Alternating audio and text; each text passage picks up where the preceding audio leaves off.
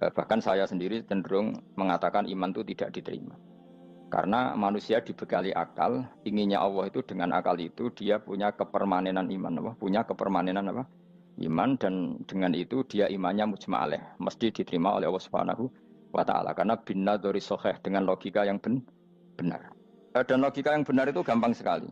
Beberapa ulama tentu tahu sekali, bukan sekedar tahu sekali karena itu diajarkan Allah dan Rasul. Misalnya begini, kata Allah, saya kalau baca ayat-ayat ini itu sering nangis karena Allah yang Tuhan itu sebenarnya tidak butuh kita. Seorang lagi, Allah yang Tuhan itu tidak butuh kita, juga tidak butuh iman kita. Tapi Allah ingin hambanya itu berakal ya, karena agama itu liqaumi yaqilun, sehingga berpikirnya benar. Misalnya gini kata Allah.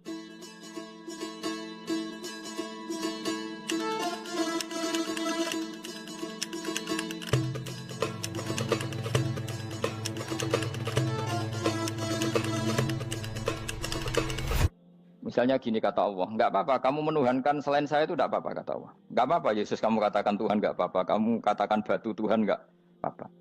Tapi tolong prosedur ya, prosedur atau persyaratan menjadi Tuhan itu kamu lengkapi, yaitu punya prestasi menciptakan langit dan bumi. Kalau tidak semua urun semen kata Allah, sementing urun gitu. Jadi sebetulnya itu kan rasional. Misalnya enggak apa-apa kamu merasa jadi presiden atau gubernur atau jadi wali atau jadi apa, yang penting prosedurnya dipenuhi. Itu kayak apa Allah baiknya pada kita. Sehingga saya berkali-kali, makanya menurut saya orang alim itu wajib memaklumatkan kalau dirinya alim, supaya jelas aturan mainnya. Yang dilarang Allah itu kan memaklumatkan alim kemudian ingin hadun nafsi, ingin salam itu template dicucuk dihormati, itu kriminal. Itu orang alim gendeng, sudah gendeng sekali. Karena khasnya orang alim itu tentu cari ridhonya Allah, bukan ridhol khalqi, bukan ridhonya apa? Makhluk. Makhluk itu la syai', ada siapa-siapa.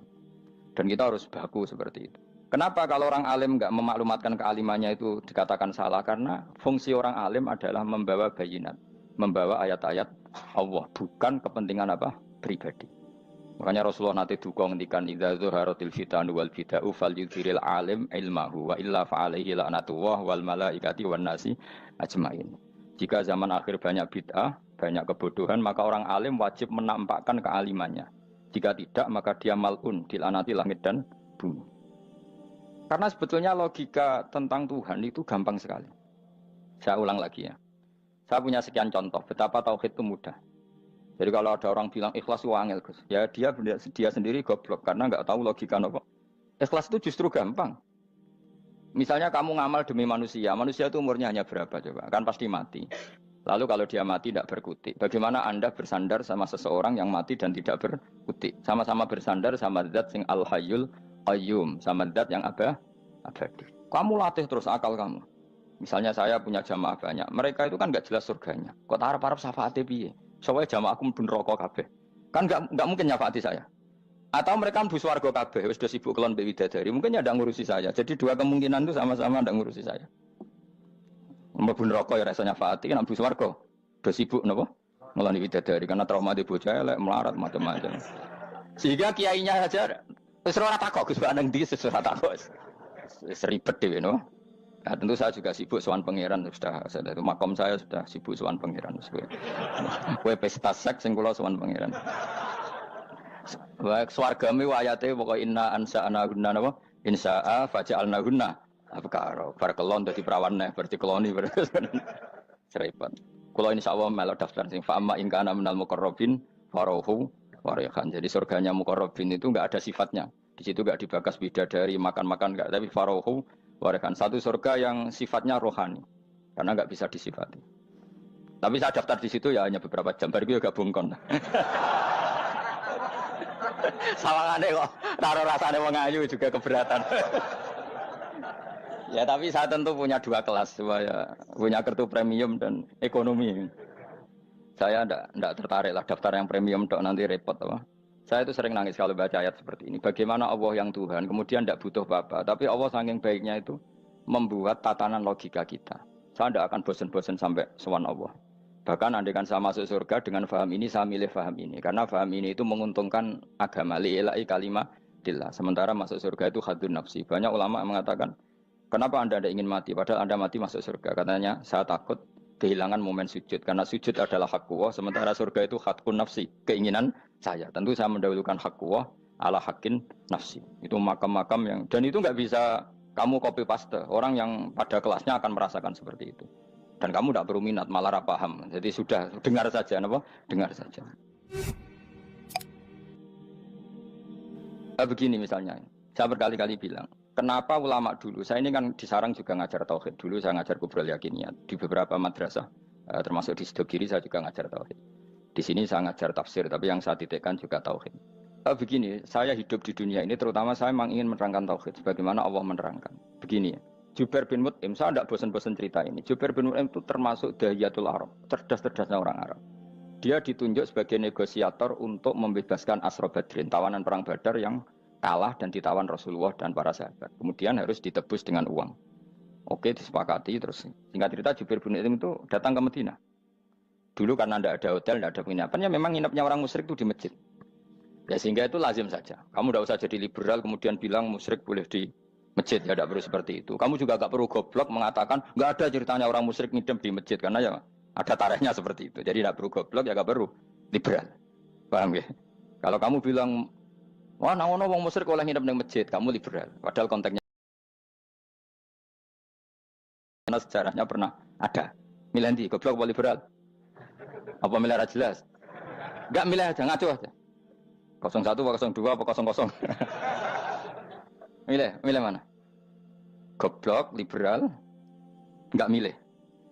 Nah, ketika Jubair bin Mut'im itu datang, delalah Nabi itu sholat maghrib ngimami. Nabi baca surat Wattur wa kitabim mastur fi rabbim mansur wal baitil ma'mur.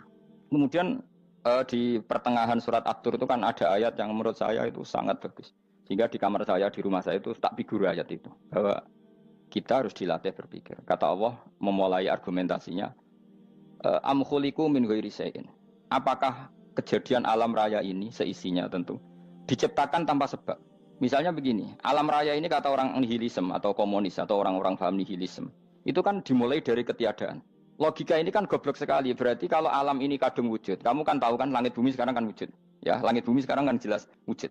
Berarti logikanya adalah al-adamu yakhluqu makhlukon, sesuatu yang enggak ada menciptakan sesuatu yang itu kan aneh. Di mana-mana al-adam ketiadaan itu tidak mungkin yakhluqu syai'an atau yu'athiru syai'an.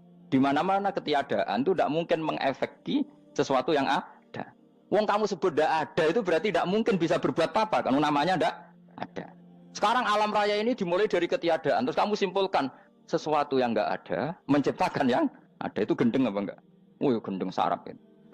Orang usah dipatahin wong gendeng, sebarno yang mau mati dewi. Jadi makanya Quran menanyakan mereka, am khuliqu min ghairi syai'in. Apa alam yang kadung wujud ini kemudian disebabkan oleh sesuatu yang tidak ada? Lalu kalau sesuatu yang ada pasti diwujudkan oleh yang ada.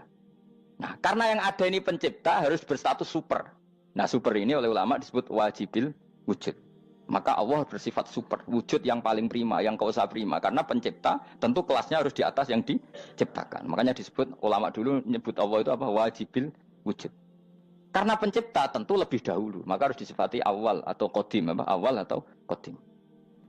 Kayak apa Allah mendidik kita? Am khuliqu min ghairi syai'in. Terus Allah bilang gini, ya gak apa-apa, yang menciptakan gak saya, gak apa-apa kata Allah. Tapi amhumul khaliqun, kamu saja yang menciptakan, gak apa-apa.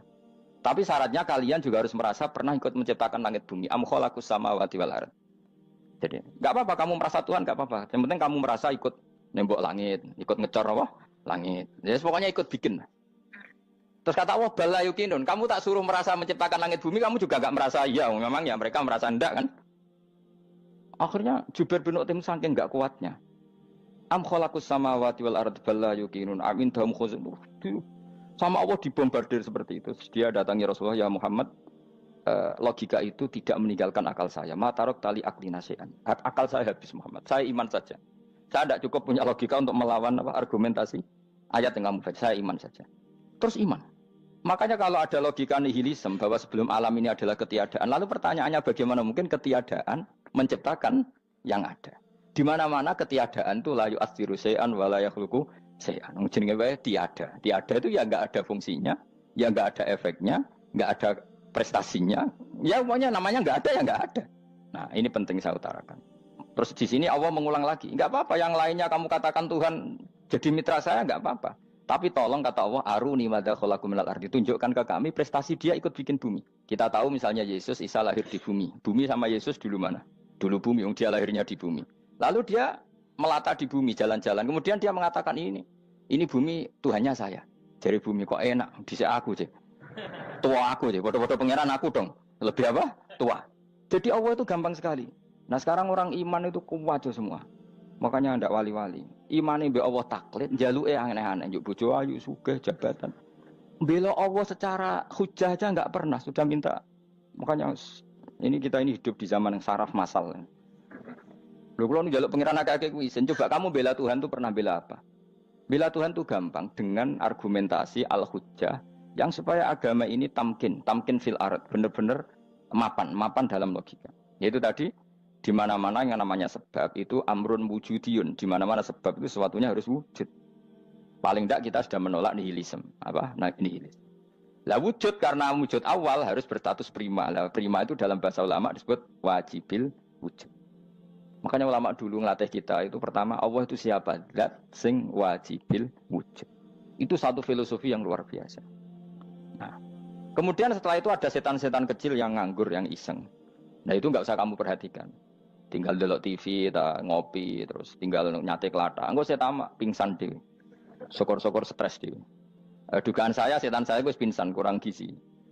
Karena memang setelah itu setan itu udah gini. Lalu sebelum Allah jangan-jangan ada wujud yang lain. Lalu Allah sendiri awal mulanya gimana? Kata Nabi, jika ada pertanyaan seperti itu kamu harus berhenti. Tinggal delok TV atau tinggal delok dangdutan. Ya kalau kepeksa apa-apa, kelasem ae. Saya ada menghalalkan tapi kan sudah kamu lakukan. Karena itu lebih baik ketimbang pertanyaan filsafat. Banyak orang yang dulu sholat ketika sekolah filsafat tidak sholat. Alasannya sampai menemukan jati diri itu Tuhan. Dan itu bahaya sekali karena Nabi berkali-kali bilang kamu jangan mikir tentang Allah pasti rusak. Orang kok mungkin rusak dari Nabi pasti rusak.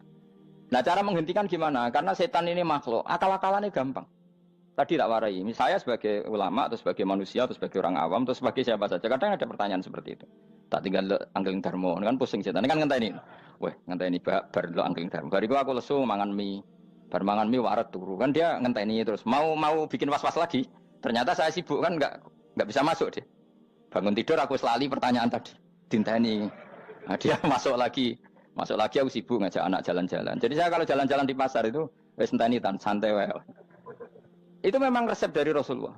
Jangan sampai orang terjebak filsafat yang sampai menanyakan eksistensi Tuhan. Dan dia tidak mau iman, tidak mau sholat, tidak mau puasa sampai menemukan Tuhan itu siapa. Itu jelas minas syaitonir rajim, itu perilaku setan.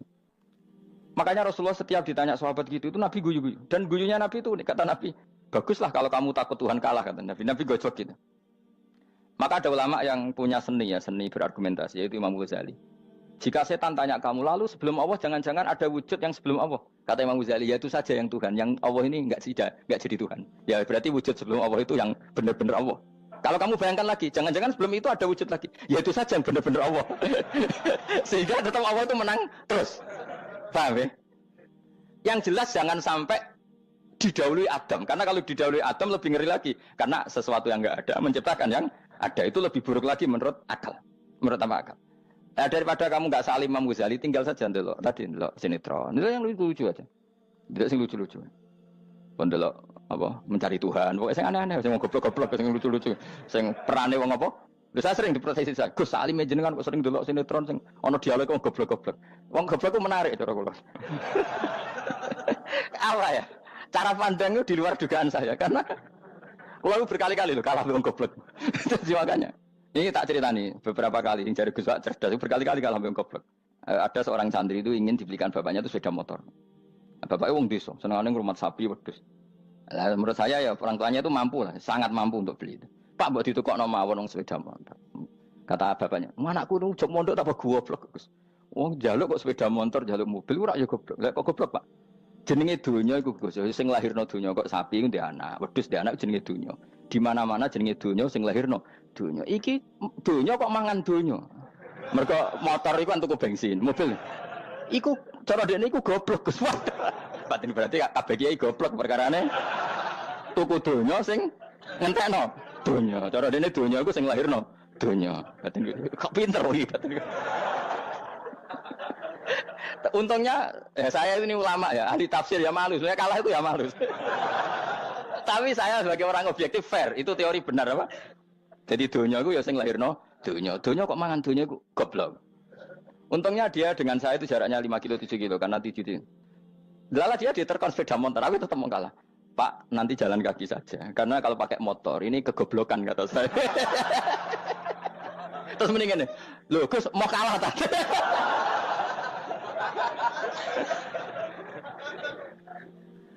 Wah kacau. Singkat cerita dia bersikeras, nggak mau beliin sepeda motor anaknya karena di mana-mana dunia itu sing lahir no dunia, nggak boleh dunia kok mangan. Ini satu kegoblokan yang agak ilmiah tadi.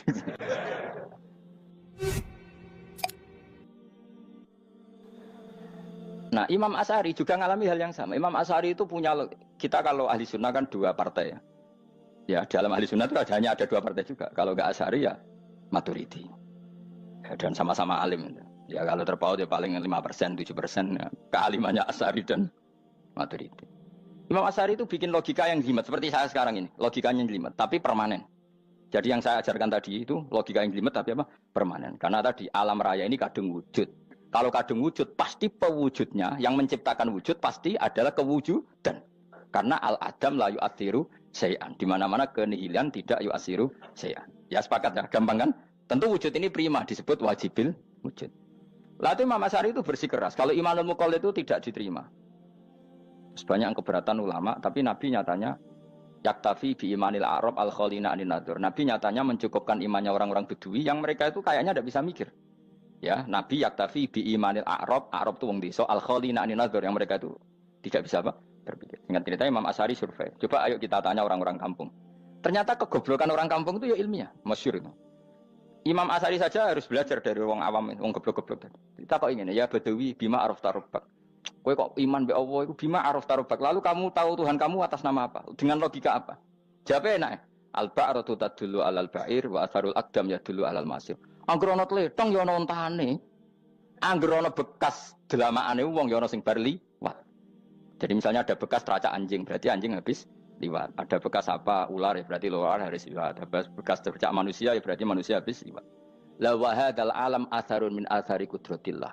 Alam iki bekas mesti ana sing gawe. Jadi Mas Ari pinter juga, mesti logikane gak jelimet tapi memang agar ana tletong ana sapine. Ana teracake wong berarti ana sing bar liwat. Dia ngomong gampang wa atharul aqdam ya dulu alal masir. Nah, terus Imam Asy'ari habis itu ngendikan, ya sudahlah dengan logika apa saja. Meskipun karena zori hadal Arabi sebagaimana cara berpikir Bedui ini, sementing ada natur. Apa ada? Ada natur. Ya natur apa saja. Misalnya orang ahli matematika mungkin bilang angka dimulai dari 1. 0 itu akal-akalane Khawarizm. Mereka ini kebingungan nulis 10. Tapi tetap angka itu dimulai dari 1. Kalau misalnya 1 untuk mecah kesulitan ya harus dimulai 0,1. Tidak bisa 0 tok. Jadi 0 dulu itu untuk mematahkan kalau jumlah itu tidak sampai 1. Tapi faktanya jumlah itu kan pasti 1 karena dimulai dari wajibil wujud. Khawarizm itu ya pintar matematika. Saya juga punya ilmu hisamnya Khawarizm. Itu kan dia karena kebingungan angka pecah. Misalnya 1 tidak sampai 2. Mau tidak mau harus ditulis 1,5 misalnya. Paham ya? Lalu kalau sebelum 1 tetap dia harus 0,5. Lalu hakikat 0,5 itu kan bagian dari wujud apa bagian dari Adam? Tetap bagian dari wujud. Jadi 0,5 itu kan khayal kuliah. Tawari ya. Mungkin saya ada ahli matematika ala wong kampus, tapi saya tahu Kang, ala Islam itu lebih gampang. Misalnya gini. Sesuatu itu kadung kamu putuskan itu satuannya 1. Tentu ketika separuh kamu katakan baru separuh. Tapi sebetulnya ketika satuan itu kamu katakan 10, yang separuh itu sudah 5. Itu kan terserah sing bagi, no? Terserah sing bagi. Ya iya dong, misalnya 1 juta, 5, 5-nya artinya apa coba? 500 ribu kan? Sekarang kalau 100 ribu, 5-nya jadi berapa? 50. Kalau 1,5 jadi. Nah itu kan terserah satuannya apa? Tapi tetap dari 0,5 itu tetap menunjuk sesuatu yang wujud. Yaitu 5-nya sebetulnya apa? 5 yang separuh tadi. Paham sih kalau maksud? Tetap nggak bisa sesuatu dimulai dari apa? 0.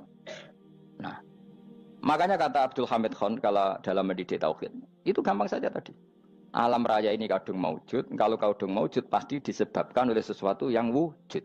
Karena wujud pencipta harus berstatus prima. Lah prima ini atau premium ini kita sifati wajibil wujud. Atau kamu katakan apalah kausa prima atau musabibul asbab. Nah kelirunya kita dalam berislam itu, kritiknya para ulama, kita ini nyebut Allah dulu baru menceritakan status Allah. Kalau zaman Nabi itu dibalik. Status wajibil wujud itu kita terangkan dulu, baru yang oleh Islam itu namanya Allah. Paham ya? Kan beda, misalnya gini logikanya gini, kamu ketemu orang ateis, saya ulang lagi, kamu ketemu orang ateis, terus kamu ditanya, lalu alam ini yang menciptakan siapa? Allah Jalla Jalaluh. Mesti kan tanya, man huwa Allah, Allah itu siapa? Kalau dulu Islam mengajarkan enggak gitu. Surat pertama turun apa coba? Iqra. Iqra itu enggak nyebut kata Allah. Iqra bismi rabbika. Rabbika itu siapa? Alladzi khalaq. Sebutlah nama Tuhan. Yang berhak menyandang Tuhan adalah zat yang pencipta. Itu tidak ada kata Allah. Di surat Mudatsir, surat kedua. Ya ayyuhal mudatsir kum fa'anzir wa rabbaka fakabbir. Bukan Allah fakabbir, wa rabbaka fakabbir. Sehingga cara berpikir gini dibalik. Sebutlah Tuhan kamu. Tuhan itu siapa? Yang berstatus Tuhan adalah zat yang berstatus pencipta. Nah, lalu pencipta ini oleh Islam dinamai Allah. Kalau orang ateis kamu langsung bilang Allah, man huwa Allah. Berarti pertanyaannya Allah itu siapa? Lalu kamu jelaskan Allah adalah pencipta, Allah adalah wajibil wujud. Tentu lebih gampang kamu terangkan. Makanya Al-Qur'an menerangkan amkhuliqu min ghairi syai'in. Manane saya di sini manane ya Allah. Apa? Allah. Apakah mereka diciptakan tanpa pencipta? Tentu setelah Islam tahu itu namanya siapa? Allah. Paham ya? Kalau balen malih. Jadi sebetulnya Quran itu ngajari kita itu ilmu mantik yang luar biasa. Misalnya ya Yuhanna su'budu siapa? Rabbakumul ladzi khalaqakum walladzina min qablikum. Sembahlah Tuhan. Tuhan itu siapa? Pencipta kamu dan pencipta orang-orang sebelum kamu. Lalu Tuhan ini oleh Islam dinamai. Tapi kalau langsung kamu bilang ke orang ateis atau orang Uni Soviet, Allah itu Tuhan. Allah itu siapa? Sebab itu di beberapa ayat dijelaskan dulu status Allah. Sifatnya Allah, keakhasan Allah, keakhasan Tuhan. Yang dikatakan Tuhan adalah zat pencipta. Kalau tidak pencipta berarti tidak Tuhan. Sekarang Yesus pencipta bumi apa enggak? Enggak, karena dia lahir sudah di bumi. Begitu juga Fir'aun. Fir'aun itu kalah telak sama Nabi Musa gara-gara logika ini. Ketika Nabi Musa ditanya Fir'aun, wa ma rabbul alamin? Lalu Tuhan itu siapa? Kata Musa, rabbus samawati wal ardi, yang menuhani langit dan bumi. Jadi Fir'aun, enggak, ma'alim tulakum min ilahin wa irisa, jalan-jalan kemana-mana yang dikatakan Tuhan oleh masyarakat saya kok. Nah, kurang ajar Fir'aun. Terus kata Musa, ya Tuhanku yang di langit. Terus manggil Haman Mesir, ya Haman ibn Ili sorkhalla ali abluhul asbab samawati fa'attoli ila ilahi Musa. Haman, bikinan saya piramida yang tinggi, aku akan lihat Tuhannya Musa. Ada enggak di sana? Padahal misalnya munggah tenan pangeran ra iso didelok kan repot Nabi Musa. Wah payah ya, nggak piramida nginceng pangeran teprak itu kan. Akhirnya Musa pakai logika. Ya sudah gini saja, Rabbukum wa rabbu abaikumul awwalin, yang menuhani nenek moyang kamu yang dulu-dulu. Mau itu langsung fabuhita Fir'aun. Fir'aun tuh kaget sekaget-kagetnya. Dan para penggawa Fir'aun sadar. Wah kalau Fir'aun yang Tuhan, babanya tanpa Tuhan. Kan Tuhannya balita kan gitu kira-kira. Tuhannya balita. Tuhannya barulah. Itu kan jadi logika yang mematikan. Kalau Fir'aun Tuhan berarti babanya dulu yang wujud itu tanpa Tuhan. Karena Tuhannya baru lahir. Ini ada Tuhan kok datang terlambat ini kan. Akhirnya para penggawanya Fir'aun iman. Macam gendeng ya, Fir'aun itu gendeng. Itu pentingnya logika. Rabbukum wa rabbu abaikumul awwalin. Nah sekarang orang tuh nggak belajar logika. Iman bi Allah orang mantep ning ati, cek iso diguncang setan, jalukane wis aneh-aneh. Jaluk swarga, jaluk gak mutu cara. Gak mutu. Makanya banyak wali kalau ditanya, kamu masuk surga sama sholat milih mana? Milih sholat. Kenapa milih sholat? Di surga itu demi khadun nafsi saya, pora-poya saya. Tapi kalau saya sholat itu untuk hakku. Saya sebagai hamba, identitas kesejatian saya adalah menghamba. Soal nanti Allah bikin bonus surga silahkan. Maka sebenarnya masuk surga itu ada urutannya. Sebagai orang alim saya urutannya adalah berkampanye sesering-seringnya, membuat logika supaya orang mudah ke Allah dan Rasul. Makanya di Quran tuh gak ada orang disuruh masuk surga dulu itu ya Tuhan nafsul mutmainnah irji'i ila rabbiki. Kamu kembali ke Tuhan kamu dulu. Bahwa kamu makhluk yang butuh Tuhan. Fadkhuli fi ibadi. Kamu masuklah berstatus hamba dulu. Kesetatusan Anda sebagai hamba ini matangkan dulu. Bahwa saya ini hamba. Dibuktikan dengan suka sujud, suka ngamal, suka sedekah, suka tawadhu. Saya sebagai orang alim sebenarnya gak suka mulang. Karena takut. Nak kue pinter kok nyanyi aku, nak goblok sawangannya metodeku gagal kan dua-duanya ini merugikan saya sebetulnya. Saya ulang lagi ya, nak pinter kayak nyanyi aku, kan ya mungkin juga senajan rodok mokal mungkin, sanggup aja rodok mungkin. Pemenang nak sing ndik kan yo, biasanya hasut ndik. Mau itu sebenarnya rugi semua, tapi Allah yang memerintahkan hak wong alim kudu mulang. Perhitungan itu tak buang semua. Sing ape nyanyi nggih monggo, sing tetep goblok nggih monggo. Semoga Allah ngutus mulang ya napa? Mulang. Meskipun tadi potensinya itu dua-duanya buruk, sing alimnya ini. Kemudian nak mubalek terus didol ilmu kurang royalti tambah parah lagi. Nah, aku nggak pakai logika ikhlas. Pakai logika selesai semua. Disuruh Allah ya sudah. Seorang lagi ya. Makanya saya minta ya. Surat Tur itu dibaca. Makanya baca Quran itu jangan terlalu egois, jaluk swarga. Statusnya dulu itu fadkhuli fi ibadi. Kehambaan Anda posisikan yang mantap. Lagi wadkhuli jannati. Sekarang enggak dibalik orang ini masuk surga dulu. Kayak surga di kapling. Terawih arang-arang gue jaluk Lailatul Qadar. Lailatul Qadar wis kliwat. Wingi wis Dzulhijjah wingi ben. Sebagian ulama berpendapat Lailatul Qadar itu fikul sanatin. Apa fikuli? Karena Lailatul Qadar berdasar nuzul Quran dan nuzul Quran itu bisa saja hari Arafah, bisa hari apa. Ada ulama yang mengatakan Ramadan, tapi bisa tanggal 1. Nah, kamu kan pemalas, ikut yang partai 21, 23. Karena kan wis akhir-akhir kan wis enteng. Sebenarnya Anda milih 21 berdasar ilmu apa berdasar enak anak terbatas waktunya kan? Kan lebih sempit, apa? Lebih apa? Sempit. Ya saya ulang lagi ya. Jadi Allah kalau mengajarkan hujah itu gampang sekali ya. Tadi amkhuliku min ghairi syai'in. Enggak apa-apa saya ada Tuhan kata Allah. Tapi kamu harus punya logika. Alam raya ini diciptakan tanpa pencipta. Mau enggak kamu punya logika seperti itu? Bahwa alam ini yang wujud diciptakan oleh sesuatu yang tidak wujud. Mau enggak kamu punya logika itu? Enggak mau kan? Namanya wujud tentu diciptakan super wujud. Dan super wujud itu wajibil wujud. Dan itu Tuhan kita yang oleh Islam dinamai Allah. Bang, makanya nyebut Allah itu di surat-surat awal Quran tidak ada. Coba, awal surat Quran itu surat apa coba? Iqra kan? Iqra itu ada enggak kata Allah? Enggak ada. Iqra bismi rabbika. Rabbika itu siapa? Allazi khalaq. Surat Mudatsir sama. Ya ayyuhal mudatsir qum fa'anzir wa rabbaka fakabbir. Ya sudah seperti itu. Ya ayyuhan nasu ubudu rabbakum. Rabbakum itu siapa? Allazi khalaqakum. Nah, kita ini keliru metode. Pemene wong tukang wiridan Allah. Tapi ora roh Allah ku sing sapa? Ya dia Allah. Dia nyifati Allah mau sing ngekei swarga, sing ngekei duit, sing ngekei widadari. Jadi Allah disifati sesuai selera yang menguntungkan dia. Bahwa Allah ini yang ngampuni saya, kemudian saya masuk surga, kemudian ngeloni widadari. Makanya kalau dia jadi wali tak demo, tak laporkan MK. Suluh. Karena ini wali pecundang. Bagaimana mungkin calon wali pikirannya khadun nafsi? Kalau lama agak gitu, mendikan Allah itu zat paling penting di dunia. Maka akan saya maklumatkan di dunia bahwa orang kembali ke Allah. Caranya gimana? Akan saya kenalkan Allah lewat logika. Caranya apa? Kita sifati wajibil wujud. Kita sifati Rabbukum wa Rabbu abaikumul awalin. Dengan sifat-sifat yang semuanya mengarah ke dikjayaan Allah Subhanahu wa Ta'ala. Itu jenenge kowe bener-bener ulama. Itu disebut bal wa ayatum bayyinatun fi suduril ladzina utul ilm. Makanya ulama itu orang yang luar biasa. Sampai disebut innama yakhsyallaha min ibadihil ulama. Ahli ibadah itu rapati wedi pangeran. Masuk wiridan istighfar nangis rapati wedi pangeran, gayane tok nangis. Karena sebenarnya dia nangis wedi ra mlebu swarga. Mlebu swarga gak iso ngloni. Dari itu aja orientasinya itu. Makanya bener Kanjeng Nabi nak gojlok orang alim satu itu lebih utama dibanding 1000 ahli ibadah. Bahkan Nabi pernah ngendikan sangat ekstrim. Fadlul alim alal abid kafadli ala adnakum kata Nabi. Keutamaan orang alim dibanding ahli ibadah itu sebagaimana kelas saya kata Nabi dibanding kelas terendah kalian. Padahal Nabi dengan Abu Bakar saja jaraknya sangat jauh. Itu kata Nabi fadlul alim alal abid kafadli ala adnakum. Keutamaan orang alim dibanding orang abid sebagaimana keutamaan saya dibanding sahabat paling rendah. Karena tadi abid itu ada oportunisnya. Tapi kamu jangan benci abid ya. Karena kamu ya orang alim, orang abid. Saya saja yang kritik. Saya yang tanggung jawab di depan Allah. Orang abid itu kadang kan wiridan nganti nangis. Pikirannya apa coba? Wis rasakno mungkin apa wiridan pikiran aja. Di sepuro dosane. Terus apa kan? Mlebu swarga. Terus apa kan swarga? Aku takut. Saya aku takut ayo sing ape mlebu swarga apa kegiatan? Rencana pertama ya, Pak.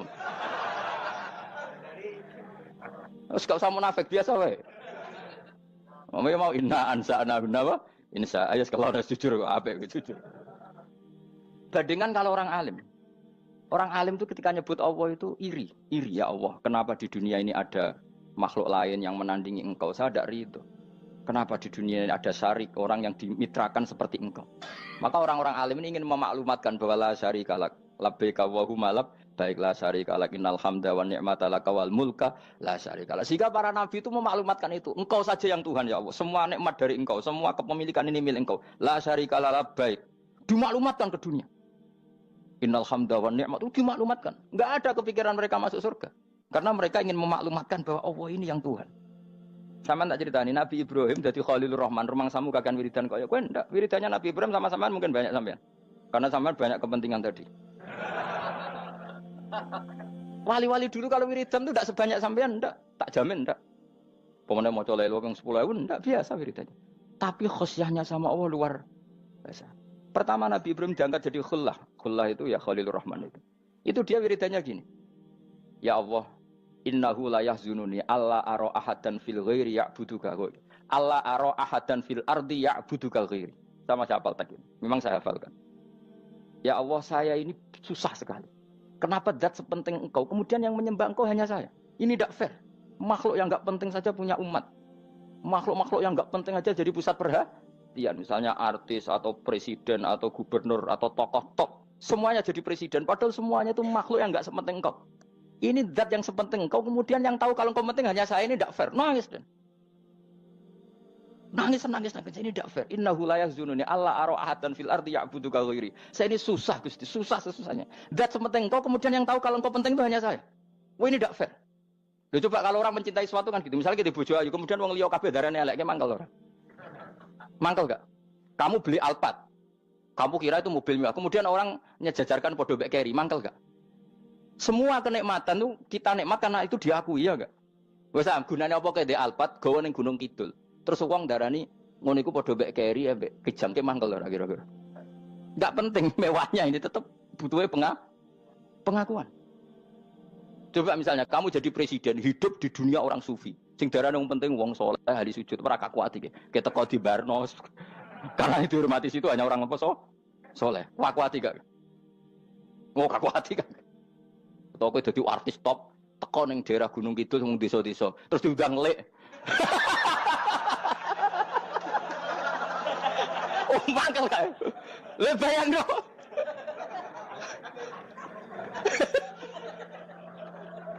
Oh, kamu menteri top, menteri BUMN bareng dolan itu iso diundang lek. Matus walang lek ngono. Oh, mangkel. Karena orang keren itu butuh pengakuan apa? Wes misalnya di bojo ayu terus wong liya kabeh darane eleke mangkel gak? Sebetulnya orang merasa nikmat itu karena pengakuan. Bayangkan andekan orang itu melihat Alphard itu tidak wow. Orang punya Alphard gagah enggak? Oh enggak gagah. Kalau orang lain enggak bilang apa? Oh. Ya mau misalnya digoning desa terus ana wong desa nganggap kamu model tepak terus saya mau badhe numpang wedhus kula angsal Pak. Kagak ati. Habis kan. Makanya branded itu harus dimaklumatkan. Nah itu bayangkan Nabi Ibrahim. Zaman itu ada Raja Namrud yang dipuja-puja, ada orang kaya dipuja-puja. Kemudian engkau yang Tuhan, pemilik langit bumi, enggak ada muja-muja engkau. Ini enggak fair ya Allah. Nangis. Orang kok kowe eling pangeran sak jam, swarga Gusti. Dasar gak bakat wali.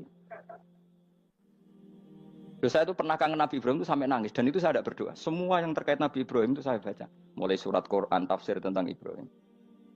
Dan sampai saya di Kudiro di Tadbir Allah pernah ziarah ke makamnya Nabi Ibrahim. Itu saya hampir nggak pernah doa. Saya isek.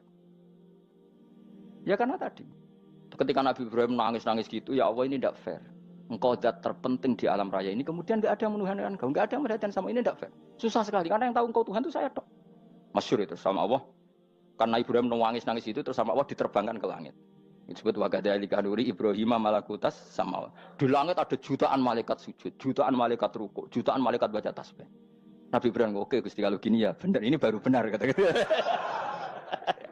Makanya terus Allah dengan keangkuhannya, karena Allah punya sifat angkuh dan itu sah walahul kibriya. Kan sifat angkuh baik untuk Allah tapi tidak baik untuk makhluknya, dan Allah dengan sifatnya walahul kibriya. Kata Allah, kalau nasihati para nabinya, kamu tidak usah susah. Jika di bumi jarang orang nyembah saya. Innalladzina 'inda rabbika yusabbihuna lahu bil-laili wan nahar wa hum la yasamun. Kamu tenang saja. Orang yang di sana di langit-langit itu maksudnya para malaikat itu bertasbih siang dan malam. Wa hum la yasamun, dan mereka tidak berhenti-henti, tidak bosan-bosannya bertasbih. Jadi nabi itu baru terhibur kalau yang diidolakan itu keren. Itu nabi, itu wali kutub, itu wali.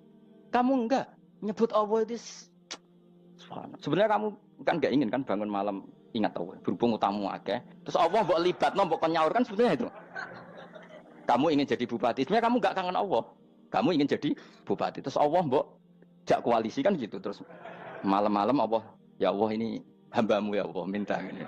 Sebenarnya kamu kangen Allah apa kangen keinginan kamu? Ya, terlalu menyindir banyak orang ya. Maksudnya ini cerita saja. Ya sudah ini kayaknya kok banyak yang tersindir tapi ini kan ngaji. Yang ngaji itu harus naik kelas. Ya sudah tidak usah diteruskin kok banyak yang tersinggung. Ya sudah tidak usah diterusin. Walau akhidu mau mengalap sapa Allah anas saya manusa bima kan perkara kasab bukan nglakoni sapa anas. Minal ma'asi sing pira-pira maksiat. Mataroka. Mongko ora ninggal sapa wa taala dzuri ing atase dhuwure artayil ardi min dabatin saking kewan apa wae. Nasama tegese kewan tadubu kang melata pun nasama alih ing atase arat. Kalau saja Allah ingin merusak manusia karena dosa-dosanya, pasti tidak disisakan beberapa sesuatu yang jadi kebutuhan manusia, termasuk dabam, misalnya nggak ada hewan, nggak ada tanaman, nggak ada apa saja di bumi, karena Allah ingin mengadab manusia. Tapi nyatanya di balik mereka maksiat, tetap fasilitas kepentingan manusia ada, karena sifat ghafurnya Allah, sifat rahmannya Allah. Walakin akhiru tetapi ini ngakhirna sapa wa hum wong akeh ila ajalin temu kamaring batas musamman kang wis ditentokno. Ayo mil kiamat tegese dina kiamat. Faida aja mengko nalikane teko apa ajalum ajale wong akeh fa inna wa. Mongko satuna wa taala iku kana ana sapa wa bi ibadihi kan kaulan wa basiran dat sing mirsani. Fa jazi mongko males sapa wa ing wong akeh ala amali ing atase wong ngamale wong akeh. Carane ngemales Allah tentu profesional atau prosedural bi isabatil mukminin kelawan ganjar wong mukmin wa iqabil kafirin lan nyiksa wong kafir. Ya jadi Quran itu gunanya ya membuat logika yang benar supaya orang itu menghindari kesalahan. Jadi menakut-nakuti itu kalau nggak harus tentang neraka, takut dari kesalahan, takut dari kebodohan. Kan kita juga takut kan punya pemimpin yang salah, takut punya kasus, takut kepleset. Ketakutan tidak harus dari neraka. Makanya saya berkali-kali bilang, saya sering dulu dinasihati Mbah Mun, enak kena alim, ojo sering maca tafsir, mari goblok dari Mbah Mun. Maksudnya mari goblok itu gini, mufassir itu manusia, kadang dia itu satu ayat umum, dia mendiktekan ke satu kasus, padahal kasusnya lebih umum. Makanya berkali-kali sama nani umpomong ini, contohnya ini, karena nanti itu mengikat. Misalnya gini ya, saya ulang lagi ya, ben gayamu kayak wong alim. Coba andekan kapasitas Anda itu RT, minta jadi presiden, itu ngelama apa doa? Tidak jawab saja. Ngelama. Jatah kamu untuk azab, kok jaluk Lailatul Qadar, ngelama apa Anda? Mestinya jalukmu orang untuk azab itu bagus. Paham ya? Banyak ulama diajak istisqa gak mau. Banyak itu ulama. Ayo istisqa kita karena sudah lama gak hujan. Kata ulama tadi, jatah kita ini kena hujan batu dari langit. Gak hujan batu sudah bagus, gak usah minta. Ulama macam-macam. Lah rai-rai ngene iki pantes entuk Lailatul Qadar apa entuk adab aja.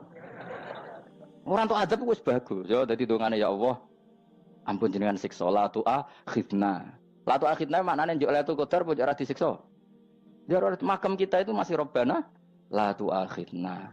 Iku supaya gak disiksa innasina waktu kalau kita salah. Kowe kan gak kalau.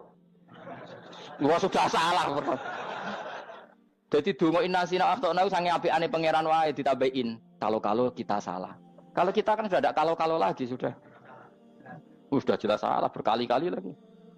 Mbok wong diisin. Njulak jaruk Lailatul Qadar gak diisin. Tapi oleh wong pangeran apian. Pangeran kan tapi misalnya pengiran ora aku luwe apian timbang aku. Jadi sowe disahno permintaan. Tapi gak dikabulno. Mau disahno tapi ora usah apa? Disahno iku iman jalin yen goblok piye meneh kok macam-macam. Makanya doa paling fair itu ya Rabbana dzalamna anfusana wa lam taghfir lana wa tarhamna lanakunanna. Makom kita itu di sepuro pangeran. Sing bener donga wong tarawih lho ning Tuban ning Jogja wis bener apa innaka afuwun karim tuhibbul afwa fa'fu anna. Ora ana guru-guru kita donga, ya Allah anilna lailatul qadar ya Allah. Ka ora sarahku kiye kita ora ana ngajarno ngono ya Allah innaka afuwun karim tuhibbul afwa fa'fu anna. Jenengan kandat sing kathah nyepurane lan seneng nyepuro impun jenengan sepuro. Iku wis bagus sudah. Udah bagus. Ora lailatul qadar kira-kira delok srengenge. Terus delok angin. Angger daerah Gunung Kidul banter terus aneh-aneh. Mbok wong tahu diri, maksud kula nggih tetep minta Lailatul Qadar tapi tahu diri. Misalnya suwe bar sedekah, poso bar salat 1000 rakaat terus utang mesti sahur. Ambek togo-togo sing mbok dolimi jaluki sepuro. Pas kowe tenan mergo wis ngrasa ora dolim, nduk Lailatul Qadar. Tapi kira ngrasa ora dolim wis ujug sombong. Wong sombong ora berhak meraih. Lah terus piye Gus? Ora piye biasa wae, pokok biasa wae. Makom kita ora kena adab itu sudah luar biasa. Ora penuh adab piye. Wis ngene iki luar biasa, napa? Luar. Mun nang ngandel kula. Wis ngene iki keadaan seperti ini terus. Soale dongane wae Rabbana la tu'akhidna in nasina wa akhtana. Itu jadi itu sudah luar biasa. Nah, ini kan teruskan dawuh Mbah Mun ya. Misalnya Allah bilang gini, fattaku, maka takutlah kamu. Biasanya mufasir ditambahi minan nar, maka takutlah kamu masuk. Sebetulnya yang perlu dihindari dari kita, takut itu ya, takut salah, takut bodoh, takut terdolimi, takut mendolimi orang lain, takut hidup tidak ada gunanya. Tapi mufasir tentu milih yang populer, takutlah kamu dari api neraka. Coba misalnya gini, kita nanti masuk surga. Kemudian zaman di dunia kita tidak pernah berkampanye ya atau berkontribusi untuk agama Allah. Cara saya itu izin. Kata Imam Malik, saya masuk surga. Kemudian orang yang mencintai saya masuk surga itu saya malu. Rasulullah juga gitu. Saya sebagai pemimpin umat, saya malu masuk surga. Dan satu dari umat saya masih masuk neraka. Jadi ulama dulu tuh ketakutannya bukan sekedar masuk neraka. Takut malu, takut bodoh, takut keliru, takut. Saya misalnya nanti masuk surga itu malu dengan saya tidak pernah ngajar tafsir Jalalain. Malu saya. Karena kalau tanya Allah, kenapa pun buswargo? Terus diberi swarga. Tapi kalau pernah baca tafsir Jalalain kan anak keren nih. Keren artinya saya pernah mengkampanyakan Quran, pernah mengkhidmai Quran, pernah ngitmai kitab engkau ya Allah. Saya pernah ngitmai umatnya Rasulullah, yaitu sampean kabeh. Pernah mulang, pernah sowan. Yo saat tiap bulan sowan jenengan gak sopan tapi. Mulane kira usah bales sowan rono malah ganggu aneh-aneh. Kadang santri yo pidol, wis diulang cek sowan. Orang tuh kiai kalau sudah di rumah tuh milik keluarga biar fair. Bermulang cek assalamualaikum. Terus kiai ini kagok keluargane ku kapan? Boyo mikir bocah ora karo-karuan. Jadi seneng ya di ilmoni, seneng ya di ilmoni. Saya ulang lagi ya. Nah, kata yang ditafsir itu sering tidak mengikat. Makanya kata Mbah Mun, baca tafsir itu dikurangi. Maksudnya dikurangi itu bukan apa-apa. Maksudnya tadi, kalimat yang ditafsir itu tidak mengikat. Yang mengikat itu yang kalimat di Quran. Nah, kalimat Quran itu umum, kenapa? Misalnya gini, Allah lalu gini, ikdilu, kamu harus berbuat adil. Lalu adil itu misalnya mufasir menafsir, adil itu menyamakan di antara dua orang konflik. Misalnya di MK 01 dan 02 dianggap sama, itu namanya adil. Itu kan dawai mufasir. Atau misalnya gini, Allah bilang gini ke saya, hak kan ada di kiai sing adil. Terus adil ditafsiri orang, adil itu menyamakan sesama murid, haknya sama. Nah, tapi bisa saja adil itu di luar itu semua. Misalnya gini, ternyata adil menurut Allah gini, adil maknanya seimbang, apa? Adil itu maknanya apa? Seimbang. Lalu keseimbangan seorang hamba adalah dia ingat Allah lebih banyak. Karena ini bandul yang benar-benar nyata. Allah itu nikmatnya nyata. Sehingga ketika saya sebagai orang alim, ingat saya alim itu karena Allah. Dikasih ilmu Allah, dikasih cerdas Allah. Dikasih semuanya dari Allah. Sehingga saya itu tidak merasa kumuluhur pada kalian. Karena semua ini dari Allah. Kemudian Allah sendiri yang memerintahkan, kamu harus mengajar. Maka saya ada Arab-Arab salam template sampeyan, penghormatan sampeyan, apresiasi sampeyan. Karena saya hubungannya hanya dengan Allah Subhanahu. Itu namanya adil, meletakkan sesuatu proporsional. Itu juga adil namanya. Makanya seseorang itu nggak bisa dikatakan abid selagi belum tahu kalau ibadahnya minallah.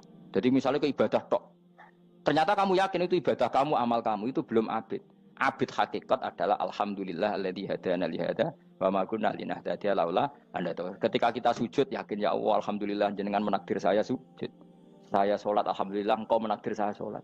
Sehingga minallah dulu, pikiran itu semua kebesaran kemendahan ini minallah dulu. Baru setelah minallah kita yakin billah. Setelah billah juga yakin ilallah. Wah. Misalnya gini ilallah itu. Setelah saya ngajar tafsir Jalalain, kepentingan saya satu. Hamba-hambanya Allah menjadi tambah mencintai Allah. Tidak mencintai saya, enggak penting sama mencintai saya. Makanya Imam Syafi'i tiap ngajar bilang begini. Wadittu annal khalqa ta'allamu hadal ilma wala yahmadunani. Saya senang kalau kalian belajar fikih sama saya, tapi kamu tidak usah muji saya. Jadikan fikih ini alat taqarrub kamu kepada Allah. Itu namanya minallah wa ilallah. Itu adil. Tapi adil yang dijelaskan ulama beda-beda tadi. Ada mengatakan adil adalah proporsional antara murid, antara keluarga dan murid. Meskipun kamu senang mulang, jangan merantarkan keluarga, itu tidak adil. Itu kan versi, no? Maksudnya Mbah Mun, kamu jangan terjebak versi-versi dalam tafsir. Paham ya? Karena Allah hanya ngetikan i'dilu wa aqrabu. Paham ya? Tapi kan penjelasan adil ini orang versi. Paham ya? Ada yang nulis adil adalah meskipun mimpin masyarakat ya ingat keluarga. Karena sing tukang wayo kan nafsirin adil, adil adalah karena laki tidak cukup istri satu maka ayo kan yo repot nanti. Tapi kalau kadung istrinya 3 atau 4, adil adalah harinya sama meskipun janda dan perawan. Dari sing lanang gak adil adalah proporsional. Sing wis suwi dikumpuli dikurangi. Yang baru ya mungkin kabeh enggak kalau nuruti. Mungkin enggak. Ya, tapi itu kan versi, nama. Maka kata Mbak Mun itu memang saya itu merasakan, saya sebagai mufasir merasakan memang Saya kan sering baca Jalalain beda dengan tafsir Munir, nanti beda dengan tafsir Qurtubi. Saya beri contoh misalnya. Dan kamu pasti salah jawab ini. Kalau kamu benar berarti ya alim tenan. Wa idza darabtum fil ardi falaysa 'alaikum junahun an taqsuru minas shalah. Orang kalau pergi itu boleh enggak ngosor salat? Enggak, jawab saja. Boleh kan? Ngosor salat itu apa? Misalnya salat asar 4 jadi berapa? 2. Kalau isya jadi 2. Kalau subuh? Enggak, sudah maju lah. Maghrib? Enggak, kan yang bisa dikosor hanya berapa? Yang rubaiyah, yang apa? Berarti kamu yakin? Antak suruh minas sholat artinya 4 jadi 2, yakin? Enggak, jawab saja. Yakin. Nah itu termasuk orang pinter. Ya. Berarti ilmu lagi sak trip. Ya? Sebetulnya kata Imam Qurtubi enggak. Ayat itu kan hanya bilang gini, kalau kamu bepergian, maka kamu boleh menyendak sholat. Qasru itu memotong. Dari aturan yang dulu 4 menjadi 2. Sebetulnya tidak hanya itu, tok. Aturan tidak boleh membawa najis menjadi boleh. Aturan harus tumak ninah menjadi tidak harus tumak ninah. Misalnya kamu sholat dalam keadaan perang, wajib tumak ninah apa boleh sambil lari-lari? Boleh sambil lari-lari. Boleh gak ketika perang kamu sholat sambil menghadap tidak ke kiblat? Boleh. Makanya antak suruh minas sholat maknanya apa? Jika kamu pergi, maka dalam konteks itu kan perang ya. Ayat itu memang konteksnya perang. In khiftum ayyaftinakumul ladzina kafar. Jika kamu dalam keadaan perang, maka boleh memangkas apa yang pernah wajib dalam aturan sholat. Paham ya? 4 menjadi 2. Keharusan menghadap kiblat menjadi tidak wajib. Membawa najis sholat sah enggak? Enggak kan? Tapi kalau dalam perang, kemudian pedang kamu ada najisnya, boleh dibawa enggak? Boleh. Jadi maknanya taksuru, a'ammu min ayakuna qasra sholat, wa a'ammu min ayakuna wajibati sholat yang sekarang enggak wajib. Semua itu namanya juga meringkas kewajiban. Berarti nak mana nih, jika kamu dalam keadaan perang, maka boleh memangkas sesuatu yang dulu wajib menjadi tidak wajib. Yang dulu haram menjadi boleh. Tapi mufassir mencontohkan qasru sholat hanya 4 menjadi 2. Dong ya? Oh ya, nanti alim ngono tenan wis dokter tafsir sah. Engko tak iku sudah dhewe. Tapi perlu orang lain ngakui. Jadi itu contoh kecil. Jadi mufassir karena kebetulan dia tahunya hanya qasru sholat itu 4 jadi 2, dia itu. Padahal di tafsir lain diterangkan qasru itu artinya menyingkat atau mencendak atau memangkas. Dulu wajibnya sholat itu nggak boleh bawa sesuatu yang najis. Tapi kalau sholat dalam keadaan perang dan pedang kamu ada darahnya, boleh nggak dibawa? Boleh. Bahkan Allah menyuruh dibawa. Dan boleh nggak madhep kiblat. Fa in khiftum farijalan auruk banataki fa idza amintum fadhkurullaha kama 'allamakum. Ketika keadaan aman baru sholat sesuai standar. Nah, berarti kan ada qasru sholat, ada pemangkasan aturan sholat. Kayak misalnya begini. Dalam keadaan normal, boleh nggak kamu motong pohon pisangnya tetangga tanpa izin? Nggak boleh kan? Tapi misalnya ada banjir bandang, kemudian kamu bisa selamat kalau motong itu. Wajib izin apa malah haram izin? Haram izin, harus kamu langsung potong. Karena kalau tanpa begitu kamu dan yang punya wajib meridhoi. Kalau nggak meridhoi disalahkan syarak malah. Paham ya? Jadi ini penyolongan yang wajib. Tapi tak sebab potong kayak ngelangi kan. Terus gedangnya mbok pangan, itu berlebihan. Karena Allah memaklumi hanya untuk ngelangi. Jebule wis menisan lah itu di luar izin syariat apa? Di luar izin syariat. Itu melampaui batas itu. Syaratnya boleh itu ghairu baghiw wala famani turra itu darurat syaratnya ghairu baghiw wala dan tidak boleh melebihi batas. Ora ape ngetok gedange jupuk sik sing mateng dipangan terus diketok. Ora oleh. Paham jelas ya? Makanya kalau ngaji tafsir ya saya kan berkali-kali ada makna di tafsir Imam Suyuti saya tambahi umpamanya ini. Maksudnya umpama itu supaya contoh itu tidak mengikat. Jadi yang disebut beliau itu satu dari sekian potensi ribuan contoh. Ya kayak tadi misalnya antak suruh minas sholah. Itu umumnya ulama membayangkan qasru sholat yang 4 jadi 2. Padahal enggak, maknanya meringkas aturan dari wajib menjadi tidak wajib. Bahkan sebagian aturan itu dikatakan haram, tidak haram. Itu tadi misalnya bawa najis atau teman kamu mau dibaca orang kafir terus kamu bilang, hei hati-hati, itu tidak batal kalau dalam sholat siddatil khauf. Paham ya? Jelas? Semaju lah. Malam terus likur oleh Lailatul. Soale wis gumen mbek wong-wong itu. Bingung ora ilmune wong-wong. Ma ungzira abahum lam yungzaru tegese ora den kei wedi sapa ngangge fi zamanil fatrah ing dalam zaman fatrah. Ya sama seperti ini. Orang tidak mendapat ingzar itu fi zamanil fatrah, zaman enggak ada rasul. Tentu tidak hanya itu tok. Ada rasul tapi orang itu jauh dari komunitas ulama. Itu juga termasuk orang yang tidak mengalami Ingdar. Jadi tidak mengalami ingdar bisa di zaman fatrah atau sudah ada rasul tapi dia jauh dari ulama atau jauh dari komunitas Islam. Itu juga komunitas yang tidak mengalami ingdar. Fahum mengkote wong akeh kaum iku khafidun lali kabehane imane sing iman parustilan bener. Ya, contoh paling gampang itu nak dawuh yai mesti bener itu loh. Kalau kamu ngaji tafsir Jalalain ya Yuhannasu budu rabbakum. An-nasu biasanya ditafsirkan kufaru Mekah, napa? Padahal di situ nas semua manusia apa kafir Mekah? Semua manusia. Cuma konteks dulu karena Nabi orang Mekah dan zaman itu yang diberi peringatan orang Mekah, Imam Suyuti bilang kufaru Mekah. Lah seperti itu kufaru Mekah mengikat apa enggak? Enggak kan? Enggak, karena yang dituruni Quran yo kafatal linnas. Tapi ya Yuhannasu di Jalalain sering ditulis apa? Kufaru Mekah. Nah, seperti itu tidak mengikat. Itu contoh saja, Pak. Contoh saja dalam konteks zaman itu. Paham ya? Jadi banyak, makanya tafsir itu sebenarnya enggak ngikat. Ya tapi yang ngomong gitu harus orang alim. Kalau kamu yang ngomong malah kacau. Kemudian ngomong sombong. Maksudnya kan manusia, saya juga manusia. Ngapain saya harus ikut? Ya sarap itu. Iku ora wis sombong saraf, no? Wis sombong saraf.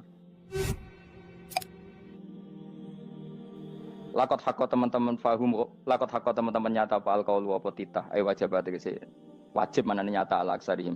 Ing atase akeh-akeh wangke bil adab. Lakot hakko teman-teman dadi nyata apa alkaul apa titah anane azab.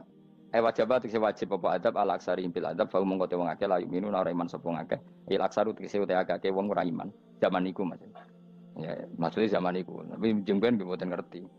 Tapi yang mungkin ba'da Isa itu semua orang iman, tapi ya banyak yang setelah iman itu tidak bermanfaat lagi karena wis napa matahari terbit dari napa barat khina la yanfa'u nafsan imanuha lam takun amanat min qabl inna saat temen ingsun ujalna ga ingsun fi anaqihim ing dalem gulu-gulune wong akeh tak gawe aghlalan ing blengku bi ayu doma gambar bi antu doma gambar sento de kumpulno ilaha maring anak apa alai di tangan di anal gol la karon saat meneh wil iku yajma'u iso ngumpulno wil al yada ing tangan kal unuk maring geger maring napa gulu-guri lho jenenge unuk wong Arab nak darani kene ku unuk nak darani kene ku nakher. Ya cari wong Arab, ya kene iki unuk, kene iki nakher. Lah gulu niku ngeten, tangan ditakok teng napa? Napa? Gulu. Napa jenenge jenenge? Cidok niku cidokne. Sing guri-guri. Faya mengkote tangan ila aidi kumasmatun ting kupono ila atkoni maring dagu. Niki lho jenenge dagu. Jam udzakonin waya mustamaul lahyan. Kumpule dua dagu atau dua wang nek cumanan. Bahu mengkote wong akeh mukmahuna iku dadi bunder sapa wong akeh. Manane rafiuna ngangkat wong akeh usaha ing sirahe wong akeh. Lastatiuna ora iso mampu sapa ngake khawdaha ing ngendekno ruus. Menawa dhewe maksudi wae ta iki mutamsilun mu bayangan, mu tamsil gambaran. Mulane kula gumun mbek ulama riyen. Tak contohno ya, nek ulama dhisik ku top. Wong dhisik nak darani bun neraka digludungno. Wong kafir sok ben digludungno ning neraka. Iku ya pancen ngalim tenan wong dhisik. Mergo gambarane ngene, ora usah praktekno sok ben, praktekno saiki wae. Nak praktekno sok ben kaya sok ben mlebu neraka. Dadi ngeten wong nak lungguh ngene, wong Arab nak darani iki ason-ason. Terus ngeten. Ngeten. Niki kan niki jenenge apa? Dengkul. Dengkul itu kena dagu, terus tangan kena cidok. Tadi ngeten. Jadi wong wis dalam keadaan bunder. Paham ya? Lah malane malaikat karek nyaduk terus gludung-gludung ngono. Paham ya? Jadi mergo yo napa? Dengkul nempel dagu, paham ya? Tangan nempel cidok, terus ditaleni. Paham ya? Terus ya karek gludung dong, malane wong kurang adane bunder apa iku? Oke bayangno saiki sampean ra usah, gak usah mlebu maksudnya, paham ya? Mulane ape mlayu ora iso, wis posisi ngono, paham ya? Sampeyan ra usah delok, maksudnya praktekno saiki. Orang delok lho. Lah dawuh Imam Suyuti wal muradu te kang den kersakno iku annahum sak temne wong akeh la anu nek ora tunduk sapa wong akeh imani maring iman. Wala faduna nek ora tunduk sapa wong akeh ora ndilukno ru'usau ing sira wong akeh lahu krana iman. Iki tapi dawuh Imam Suyuti. Tentu tidak semua ulama sependapat. Jadi cara Imam Suyuti semua yang dikatakan Quran ini mau tamsil. Artinya mereka tidak tunduk, maknanya tidak menerima iman. Tapi itu cara Imam Suyuti. Ulama lain yang mengatakan tidak. Memang orang kafir ketika masuk neraka dalam keadaan seperti itu dan digeludung. Ya tidak apa-apa sama-sama benar. Ya sama-sama benar karena ya Quran itu milik bareng, milik bersama. Jadi kan banyak kalimat kayak tadi mengkosor sholat, meringkas sholat. 4 jadi 2 yang meringkas, paham ya? Dari aturan ketat menjadi agak longgar juga meringkas. Jadi semuanya namanya memotong apa? Memotong dari 4 menjadi 2 yang memotong, paham ya? Dari aturan wajib menjadi tidak wajib juga memotong. Nah, itu kan sama-sama benar. Lihat nanti konteksnya. Wajah analan gawe sapa ingsun mimpeni aidim sanging ngarepe wong akeh sadan ing tutup. Wamin khalfim sanging gurine wong akeh sadan ing tutup. Fathisin sadan wa dhamiha lan dhami sin sudan fil maudhi'in ing panggonan loro. Faksena mongko ngekeki gelap ingsun ing wong akeh fa mongko te wong akeh lagi sirun rane ngali sapa wong akeh. Tamsilun iki contone edon disat diturukil iman maring ketutupe dalan iman alih ngatasi kufar. Nah cara maksudnya kabeh iki mau tamsil. Dadi ngene. Dari depan kami kasih tutup, dari belakang kami kasih tutup, kemudian mereka saya kasih kegelapan. Maka mereka tidak tahu. Mananya apa? Dari arah depan yang mereka enggak ngerti pentingnya iman, dari arah belakang yang mereka enggak ngerti pentingnya iman, maka mereka buta, artinya tidak iman. Itu dari Imam Suyuti. Tamsilun edoni hanya perumpamaan lisat diturukil iman, yaitu tertutupnya jalan-jalan iman. Tapi ulama lain mengatakan ya enggak. Memang pernah ada peristiwa di mana orang kafir ngepung Rasulullah dan mereka dari depan matanya dihalangi, dari belakang dihalangi, sehingga ketika Rasulullah keluar mereka tidak melihat. Itu ya nyata ya. Jadi makanya ngaji ya. Jadi ben keren. Oh ini ada sekian tafsir. Terus gue ngomong kan kayak wong alim keren. Nah tak kata siapa? Ono rekamane. Tapi yang orang ngaji dhewe. Nah tak kata siapa? Ada rekamannya. Lah aku takut ada kata siapa Gus? Tak dudono kitabe. Lah aku dudono rekaman. Iku apik zaman akhir kan wis maju. Soale sing rido kan. Enak kok Kang jadi orang alim enak. Nanti itu jadi orang alim ya rugi. Tadi nanti kan gitu. Syabdul Qadir masuk surga. Entah ini gelombang kedua dan para penggemarnya. Jadi akhirnya sing alim tenan yang mlebu swarga, sing kedua dan para penggemarnya. Iku ora usah alim Kang, cukup penggemar. Dia tahu sebenarnya rugi kan. Gus Pak masuk swarga kedua dan para penggemar. Waduh. Terus jebule padha ae. Itu saking rahmane Allah. Kenapa? Kan masyhur itu hadis itu. Rasulullah itu ada sahabat nangis, enggak bisa tidur nangis. Berhari-hari enggak bisa tidur nangis. Hanya karena ingin punya satu pertanyaan. Lama-lama ketemu Nabi, ya Rasulullah saya sudah berhari-hari enggak bisa tidur, ingin menanyakan ini tapi tidak berani. Coba kamu tanya saja. Ya Rasulullah, saya ini kalau mati, engkau kan suatu saat dipanggil Allah. Saya tidak ketemu engkau. Makanya mumpung sekarang saya tak melihat wajah engkau sekuat-kuatnya, sepuas-puasnya. Kata Nabi ya. Terus, kenapa? Ya kalau engkau di surga, saya di neraka kan enggak ketemu lagi. Atau kalaupun engkau di surga kan kelasnya beda, kan enggak ketemu lagi. Jadi kemungkinan dua-duanya itu enggak ketemu. Kata. Karena tadi bisa saja, ya artinya Nabi karuan di surga, saya di neraka enggak ketemu. Atau engkau di surga, saya di surga pun beda kelas, ya enggak ketemu. Terus kata Nabi, enggak begitu aturan mainnya. Almar'u ma'aman ahabba. Orang itu sesuai yang dia orang bersama orang yang dicintai. Jadi ya saya harus ikhlas kalau kamu saingi nanti. Ya takdir no. Wasawana ni padha uga ali ngatasi wong akeh angger tau te ngekek peringatan sira gumeng wong akeh tahqiqil hamzatain angger ta. Wa ibdali saniyati alifan angger ta humata sili ala nasil hamzah wa itu khali alifan wa pun alif binal musahalan dan hamzah sing ditasil wa ukhra lan ya wa tarqi lan tinggal itu khol. Amlam tungfirhum wong ra wis bakat kafir mbok elingno cek rambu elingno tetep layu minun ora gelem iman. Lah sing iman iku sapa inama tungziru ang mestine ngelingno sira. Maksude yan fa'u tegese manfaat apa ing daruka peringatan sira. Peringatanmu manfaat man ing wong ittaba kang anut sapa man atikra ing Qur'anil Qur'an tegese Qur'an. Wa khasyalan wedi sapa man ar-rahman ing Allah Rahman bil ghaibi padahal ora roh pangeran. Ya khofa tegese wedi sapa wong ing Allah toh walam yara ora ningali sapa wong ing Allah. Lan bil ghaibi itu apa? Takut Allah dalam keadaan toh dia tidak melihat Allah lang. Mereka tak tafsiri bil ghaibi barang gaib ning Indonesia terjemahnya hantu. Melihat alam gaib itu maknanya apa dalam bahasa Indonesia? Hantu. Maknanya bil ghaibi rata terjemah apa?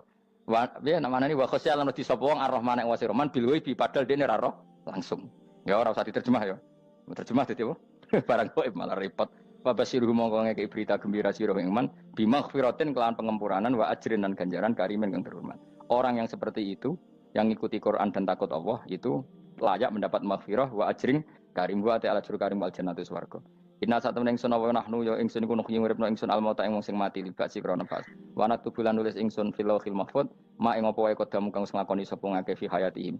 Di lauh mahfuz apa yang pernah kamu lakukan ditulis min khairin kaapian wasari dan kaelean li yujazau supaya diwales sapa ngake alih ing atase iki. Wa atharahum lan yo tak tulis bekas-bekas kelakuanem. Matek saya perkara ustun kang digawe sunah apa bima badam sak usum ngake. Jadi perilaku kamu ditulis setelah kamu mati ya masih ditulis yaitu bekas-bekas sunnah kamu yang pernah kamu lakukan.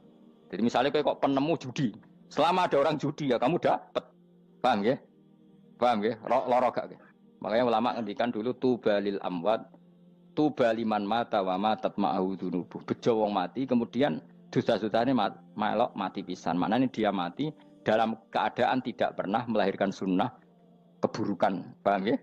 Tapi bejo wong sing mati, kemudian dia meninggalkan sunnah kebaikan yang diikuti terus. Kok sampean ini lo bener? Gak paham jalan lah, nggak jalan nggak turun ngaji. Sehingga sebenarnya anak gak paham lah ya gue. Lo kok gue jalan cung? Bisa bapak arah paham lah ya gue. Itu sudah bagus. Apa? Bagus. Jadi pokoknya anut anak ya anut. Wah, pokoknya keren, pokoknya keren sampean keren. Jadi nanti sebenarnya anak tuku jalan tak kok pak, kok tuku jalan? Disik bapak aku neng lemari iki ono jalan. Lah tapi disik bapak paham yo ora ya paham bodoh. Wes stop, stop. Jelas ya gitu. Anak tubuh mangkot damu wa atharoh. Makanya sisa-sisa amal kita, bekas-bekas amal kita semuanya adalah ditulis sampai Allah Subhanahu wa taala. Mulane kula kepengin jenengan nate syukuran, pisan-pisan nate syukuran. Pertama anak kita bisa sholat. Guling-gilingan banyak orang syukuran perkara ulang tahun. Kenapa pertama anak kita bisa sholat, kita tidak pernah apa? Syukuran. Padahal sholat itu yang menjadi identitas anak kita, kehambaannya ila yaumil qiyamah. Mbok ya orang itu gitu. Sehingga nanti anak kita tuh senang sekali. Itu saya itu kalau agak marah, itu anak saya yang paling kecil, baru umur 6 tahun. Itu tahu-tahu bilang, "Pak, saya sudah sholat." Karena dia tahu, saya itu paling terhibur kalau ada berita sudah sholat. Jadi itu penting, supaya orang itu tahu orientasinya bapak itu sholat. Jadi jangan sampai terus anak kita kalau ulang tahun syukuran, tapi pas sholat kita dingin-dingin saja. Lama-lama anak kita berperasaan sholat itu tidak penting. Buktinya